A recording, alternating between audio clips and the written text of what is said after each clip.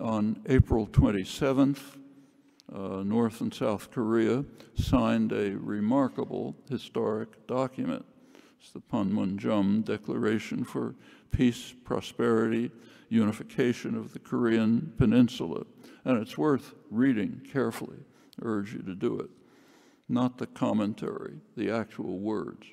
In this declaration, the two Koreas, I'm quoting it, affirmed the principle of determining the destiny of the Korean nation on their own accord. On their own accord.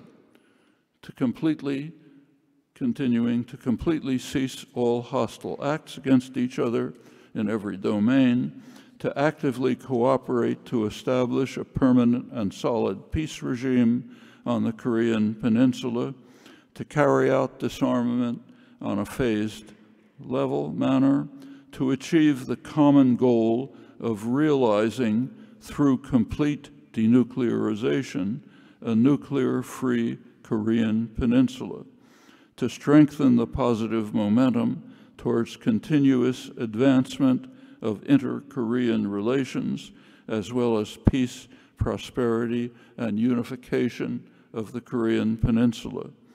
And they further agreed to actively seek the support and cooperation of the international community, which means the United States, for the denuclearization of the Korean Peninsula. Now, it's important to read those words. Their import is very clear.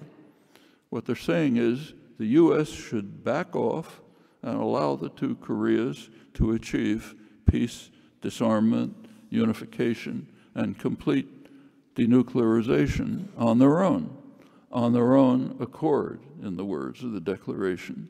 So we, the United States, should accept the call for support and cooperation in this endeavor by the two parts of the Korean nation to determine their destiny on their own accord.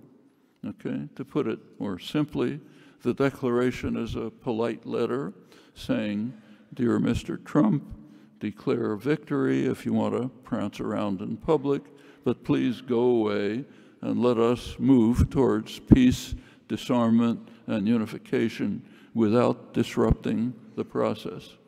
Now, that plea could hardly be more clear. And the general interpretation here is quite revealing. The general interpretation is that this complicates Washington's strategy.